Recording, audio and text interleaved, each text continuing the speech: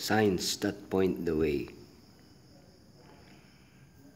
And truly Yeshua did many other signs in the presence of his disciples, which are not written in this book, but these are written that you may believe that Yeshua is the Messiah, the Son of God, and that believing you may have life in his name. When John began writing his gospel, there were already 3 versions of Yeshua's life recognized as inspired: the Gospels of Matthew, Mark, and Luke. For this reason, John repeats very little of the material already included in the other Gospels. 66% of his account is unique. The way he presents Yeshua is also unique. For John, the miracles of the Master are signs. These signs were selected by John for a purpose, that everyone who reads them may believe that Yeshua is the Savior and therefore have eternal life.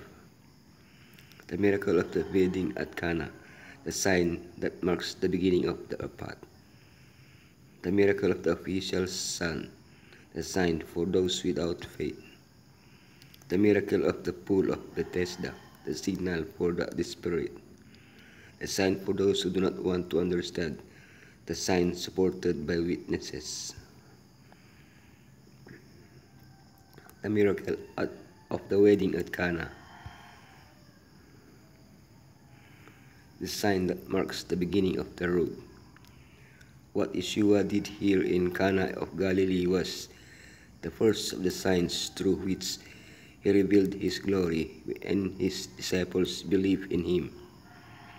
Running out of wine during the wedding feast was embarrassing for the bride and groom, but thanks to Yeshua's intervention, they were able to present the good wine as the culmination of their party.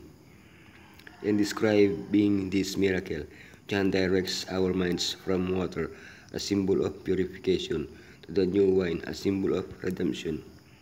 This miracle is also a sign that links Yeshua to Moses and therefore identifies him with the prophet, Messiah announced by him. Moses turns the holy water of the Nile into blood. Yeshua turns purified water into wine, a symbol of his own blood. The miracle of the officer's son, the sign for those who have no faith. This was the second sign Yeshua performed after coming from Judea to Galilee. A royal official living in Capernaum, distressed about his sick son, decided to travel to Cana and ask Yeshua to come and heal his son. If Yeshua did this, he would believe in him. Yeshua's response indicated that he was well aware of the officer's thoughts. Miracles in themselves did not prove that Yeshua was the Messiah. Satan himself can perform miracles. The officer had to decide whether or not to believe in Yeshua before the miracle could be performed, although the narrative does not say so. We can imagine the officer's tears as he pleaded for his son's life, which now depended on his own faith. At Yeshua's words, and without any evidence of the miracle, he believed. Such was his confidence that he made the journey, spending the night on the road. When they announced to him that his son had been healed, he only cared to verify that he had indeed been healed at the moment when Yeshua had spoken his words. The miracle of the pool of Bethesda, the signal for the desperate. When Yeshua saw him lying there and learned that he had been in this condition for a long time, he asked him, "Do you want to get well?" 38 years is a long time of illness.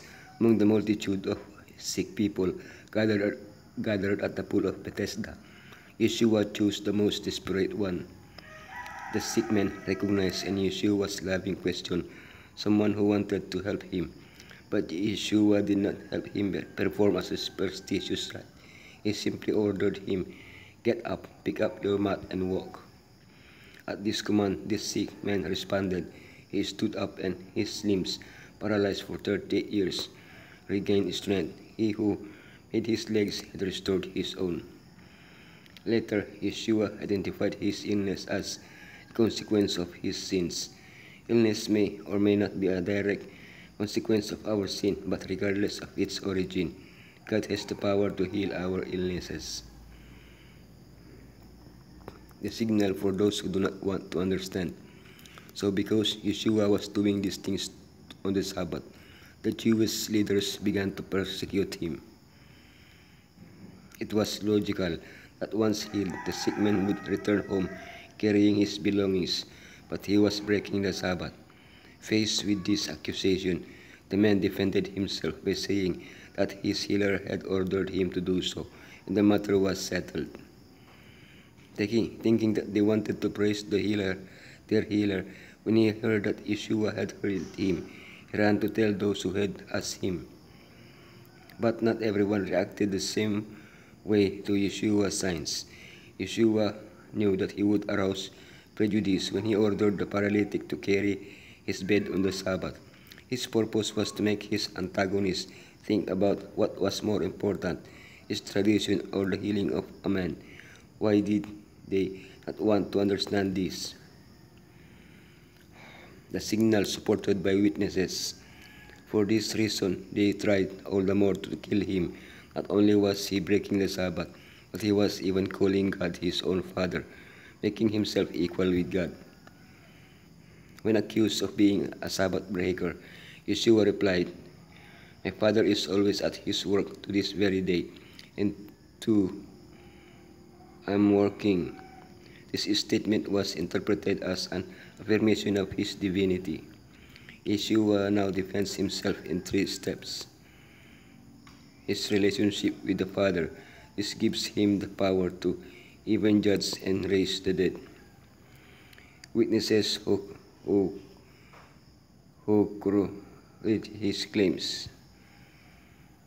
The hardness of heart of his accusers. Moses himself, in whom they claim to believe, will condemn them because they do not believe in the one of whom he spoke. John the Baptist. The miracles he performs. The Father. The Scriptures. In this Gospel, the character of Christ is portrayed as he descended step by step from his throne. His divinity was revealed in humanity, but in his miracles, his doctrines, his sufferings are inexhaustible treasures of wisdom, recorded for us by inspiration in the Word of God. Time will not be sufficient to exhaust the wonders of salvation, but through everlasting ages, Christ will be the science and the song of the redeemed soul, new developments of the perfection and glory of God. In the face of Yeshua Messiah will be forever unfolding, and now there must be perfect reliance upon his merit. In grace there must be distrust of self and living faith in him.